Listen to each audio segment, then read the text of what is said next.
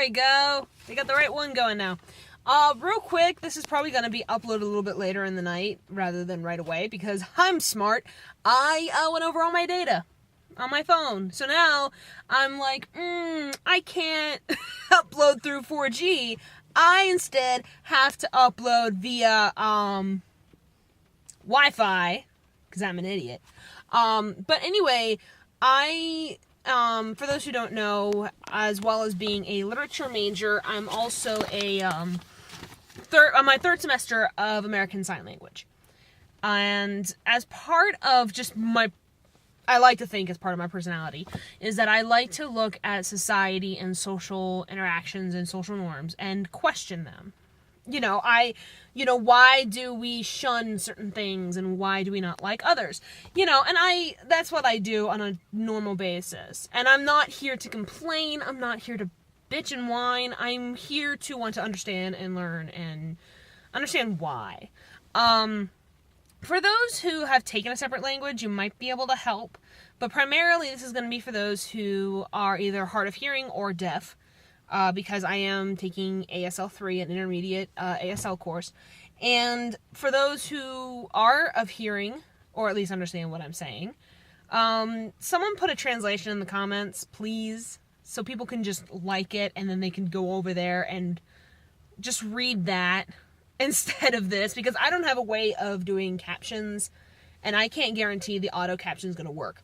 So what I have is they gave us... She gave us a deaf community etiquette for ASL students. Now, I never received anything like this before for any other language I've taken. The only other language I've taken was 1 year of Spanish in high school. And Spanish is fun, depending on the teacher you have. But I am a little confused because a lot of the rules that are set for ASL are a lot different than for those who can hear and can speak. So I want to not only read these off, but I want to know and ask the question, why is this a thing? Why does this have to be in place? And I'm not here to be an asshole. I'm not here to be a jerk. I'm not here to say that, it's not justified. I just want to know why. So the first thing on here, there's a list of 9 things on here, plus some, there's a second page that's just like secondary notes of other things to consider as well. Acceptable interactions. But the main 9 points are as follows, and they all kind of follow the same theme. And that's kind of weird. Also, just as a side note, I apologize if the sound gets a little weird, where I tilt the camera because I'm holding it with one hand. I probably could go both hands and just have it sitting against the steering wheel, but it's a little harsh on the hand, and I don't want to partially cover up the screen. See that? See that bullshit right there? See the bullshit right there? That's my finger. So I'm trying my best not to look like a complete idiot. Even though I probably already do. But the first note on here is if you're in a deaf zone, and they define a deaf zone as anywhere that's like a significant event or an area where there's a high populace of deaf people. And that's actually interesting. I like that, deaf zone. Deaf zone, you're in a signing zone. That means you should be signing. As using sign language where there is deaf or hard of hearing people present shows respect. When using your voice, step out of the deaf zone, as a deaf or hard of hearing person will see that communication as inaccessible. It is considered incredibly disrespectful and rude to speak in front of a deaf or hard of hearing person, especially if they do not have access to the communication. So, in my mind, that means there's no such thing as a private conversation. So I'm not allowed to talk if there's a multitude of deaf people, and say I'm talking to a hearing friend, I'm not allowed to speak. Like, that's what that sounds like to me, and maybe I'm drastically wrong. But I need to kind of get some clarification. Turn off your voice. Same, by the way, mute. ASL for mute. Or silent, or I believe quiet. Turn off your voice. It is important to turn off your voice so you can use effectively ASL communication. ASL is not the same as English. Duh. And speaking will hinder your ability to sign. Not always. There are some translators. Actually, it was really interesting for those who are big D&D fans. There was a friend, or not a friend of mine, but someone who attended. It was MatsuriCon, and I was doing a panel about role-playing games, and the translator was translating in ASL and speaking at the same time while describing THAC0. THAC0! We don't talk about THAC0 in the role-playing world. And he was doing it both. And of course, that's from person to person. But to me, it's like, I need to hear what I'm signing. It's such a weird thing. Like, I need to hear what I'm signing. And that sounds wrong, but that's the only way I've been able to understand the alphabet. Like, if someone's spelling something, I have to say the letters or say it under my breath as they're signing it. So, S-T-O-V-E. You know, I have to say it. So it was really weird for them to be like, oh, you're just not allowed talking. Okay. Facilitate lip read, which seems kind of ironic considering you just said to shut up your voice. Respect conversational space. That I completely understand. They basically say that if you have to walk between two people, just sign excuse me. And then you could just walk past. Which makes sense. You know, if you're going to be walking past people who are communicating with their hands, there's going to be spatial relation. So you have to make sure that you walk around them. But if you can't walk around them, you can just sign excuse me and just pass through. They understand. They get it. Initiating conversations. If you wish to start a conversation with a deaf or hard of hearing person who happens to be alone, you may tap or wave the person's attention. Exactly, yeah. That's completely how you do it. Interaction versus intrusion. Deaf or hard of hearing people lead fully and busy lives, just like hearing people. They look forward to catching up with other deaf or hard of hearing people they haven't seen in a while. When you attend an event, limit your time to about 10 minutes of conversation unless the deaf or hard of hearing person indicates that it's fine to converse longer. Why? Why is there suddenly a time limit? You are a guest. You are there as a guest who is learning the language. That matters? I mean, I can understand if it's like, yeah, you should probably go no more than 10 minutes because you might get into a conversation you might not be able to translate or understand. And that's something completely different. But it's like, oh, you have 10 minutes, and then you got to ask for their permission to keep going. Like, that's not even in normal conversation. Deaf or hard-of-hearing people enjoy conversing with many people and do not necessarily want to limit their interaction just to one person. Well, yeah, duh. Like, that, I know that's how that works. Respect native exchange notes. It's fine to use paper and pencil to write back and forth to a deaf or hard of hearing person. It's a common practice seen between non-signers and signers. However, if you find yourself writing with a deaf or hard of hearing person a lot, consider this a sign that you need to practice your ASL skills more. Excuse me? I am very mixed on this, because on the one hand, it's like, well, yeah, of course I have to practice my ASL. I'm only in, like, the third semester. I know colors, maybe a couple destinations, and we've just recently went over furniture in your household, as well as what's, like, fenced-in yards and stuff like that. Like, it almost comes off as rude, and I don't want to be rude in exchange for that. But it just comes off as rude. Respect native ASL users. Do not argue with your opinion or feedback if they happen to sign differently than what you learned or what your teacher has taught you. And that's actually really important, because there's actually a debate right now. Actually, our English class from our grammar class, that's what it was. Last semester, we went over how grammar is different from different regions. So say if you're from the north or the south, things are going to sound different. Things are going to be pronounced different. For example, creek or crick, depending on how it's said. And people go into conversation and joke about that all the time. Like, we make fun of each other for that. That's human interaction for us. We're like, no, it's crick. No, it's crick. It's a joke. Like, we don't take it seriously. Although some people do. But if you do take that seriously, chill out. But the point of why I mentioned that is because there's a question about whether or not there should be a standard and where that standard should be. And some people say, yeah, there should be, because then there's a miscommunication, and there's no way to properly understand each other, and that can cause problems, especially for those who have, that way everyone's on the same page, grammatically, standard, etc. Everyone's on the same page. But then there's some people who are like, but some of these changes, we know what they're saying. You know, creek and crick. We know those are the same words. You know, and those are the debates that are, there are constant debates about whether or not how we handle that. So in ASL, do not argue with their opinion or feedback if they have an assigned differently than what you learned and what your teachers taught you. That sounds like we're shutting up the conversation here. Like, no one is willing to open up about that. Like, they're just like, nope, fuck you, basically. And I'm not trying to come off as like a jerk, and I'm not trying to say that the teacher is doing that. But, and my mind does that a lot. Like, if there's something that I personally do not understand, and it just feels like a roadblock, my brain just says, well, fuck you. And that's a fault on my part. That's just what my brain does. And I hate that. It's a part of me I wish I could fix. But my brain just automatically thinks, oh, well, that's a fuck you then. And that's wrong. I know that's wrong. But that's what my brain wants to do. That's a fault on my own. Respect their opinions and feedback because ASL is their language, not yours. It's everyone's language. I mean, as much as Spanish is, as much as English is.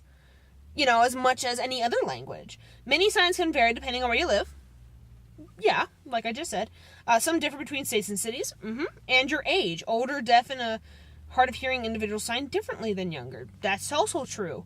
And that's just like any other, it's like saying yo when you're in your teenage years.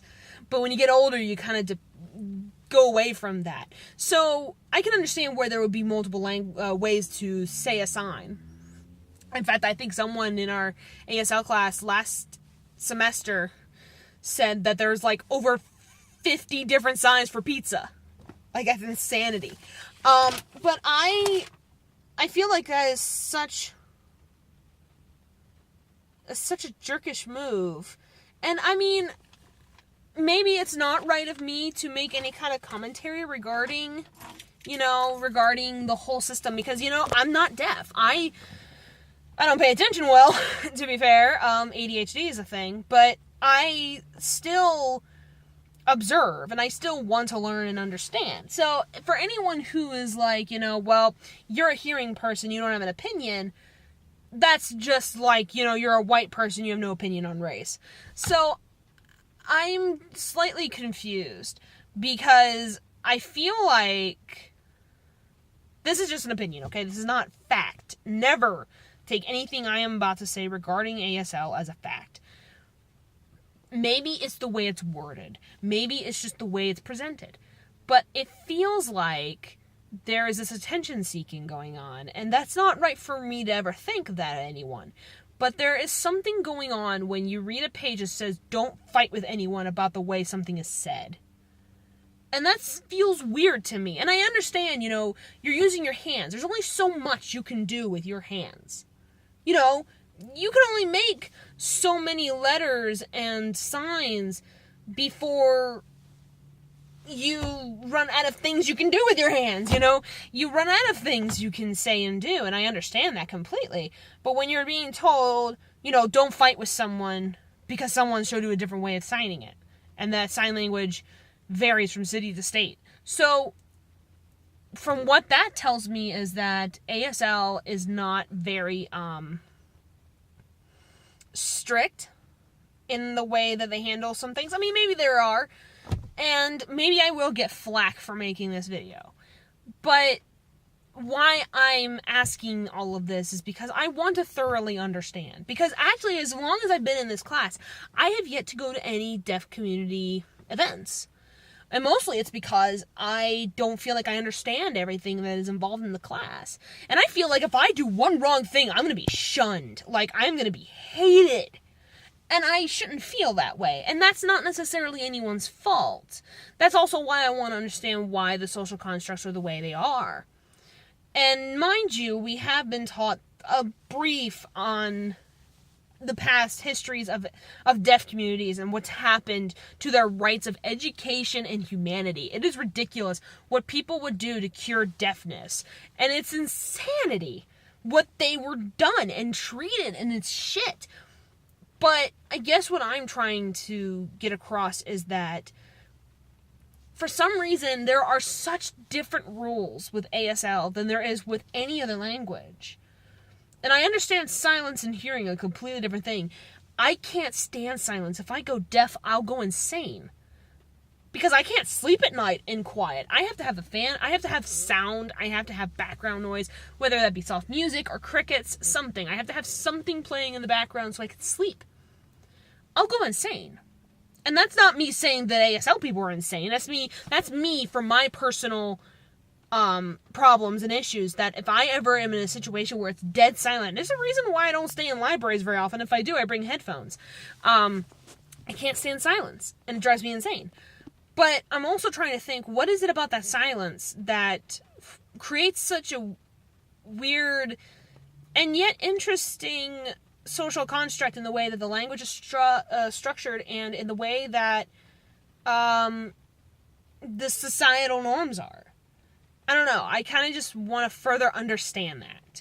So, I apologize if this was ranty. I just want to understand. I want to know. I want to learn. And maybe it's just the way that they worded it on the paper, but it sounded really jerkish. Like, there's just... See this? This is why I'm having a hard time holding the camera. You see this? Right here? This thing? Yeah, that's my finger. That's my finger. But yeah, it's a little abstract to me, and it's very odd.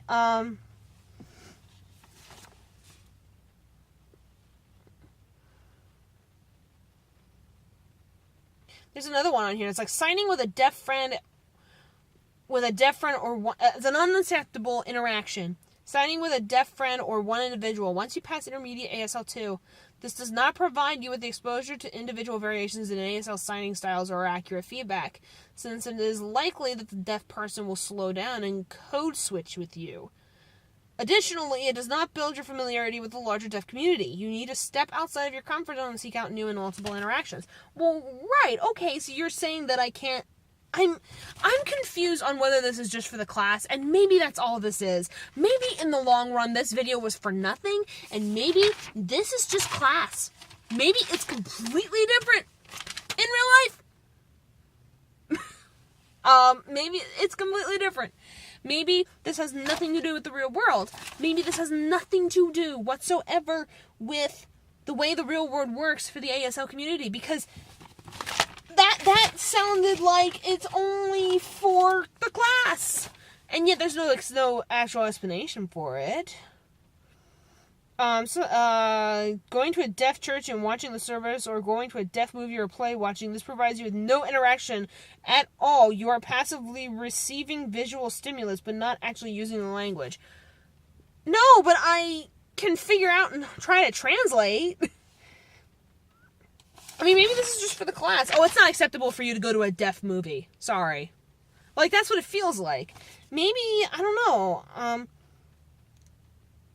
I mean, this feels like it's for class only. Unacceptable interaction, volunteering to work at a silent weekend, and interacting mostly with other students. I'm sorry. I mean, yes, I had to step outside of my comfort zone. Don't get me wrong. I've been doing that a lot lately. I've been working 3/4 time at work and part-time school, and I'm going insane. But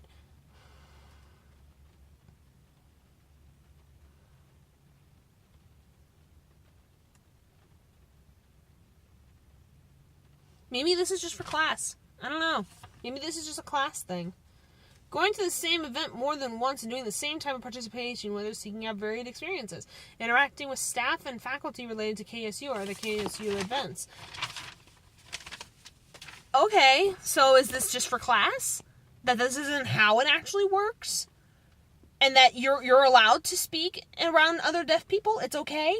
Because I'm really confused on how this is set up. Anyway, this has been a horrible rant. I'm probably going to get flagged for inappropriate, and I'll probably be called racist. Because social justice warriors. But, I guess that's all I've got. So I just genuinely want to understand if this is actually how it works. And if so, why? And if not, then why would the teacher set it up in such a way? Because teachers can't force you to a degree. Like, don't get me wrong. They can assign whatever the hell they want for their classrooms, and that's perfectly fine. But they can't tell you you're not allowed to only interact with one person. Like, I don't feel like that's something that they have authority over. And plus, you don't see other, at least as far as I know, and maybe I am so wrong. Maybe I am just so off the rocker that, I don't know. Maybe I'll get a meme. I don't know. Regardless, I usually don't see this with other sign language courses. So I'm wondering, why is it set up this way? And I know people are like, well, why don't you just email your teacher? Well, I'm afraid I'm going to come off as a jerk. I'm afraid I'm going to come off as angry or agitated or upset. And half the time when we email her, because she understands English perfectly as a written language. She understands the writing perfectly. If we ever email her about it, it's 2 sentences back. And that's it. And maybe it's to force us to do ASL, but even in college ASL, we went over a lot of vocabulary that have nothing to do with education. On top of that, we also get summers off, and there's no classes in the summer, so we will forget. And that's ridiculous. We should never be in that situation. And yet we are. Well, you just don't know the language well enough. And it's like, you don't have the right. Well, okay, you do have the right. You're my teacher, but you also don't know. Like, even earlier today in class, she was asking us a question, and I didn't know the sign. I didn't know the signs. Like, I was like, what's it was both hands, and she was doing this alternately. So one hand goes up, the other goes down, and then reverse. And she signed B-U-S-T. And then book. And read. And I was like, I read my fucking book. I read my book. Like, I read it. I looked over the signs. I even went over some signs because I thought we were going to get a quiz today, which I think we did. I think it was considered more of an assessment than a quiz. But my hands are getting tired. Yeah, this is a 20-minute video, and I need to get going. So, I will end it here. And go home. I've got to clean my room and all sorts of stuff. So, I guess this is a podcast length. I didn't think it'd go on for 20 minutes, but I guess we're getting a 20-minute vlog from my phone. Anyway. Let me know what you think in the comments. Somebody put a transcript in the comments, and I would be greatly appreciated. It will get liked. I hope I can, somehow permanently keep it there, too.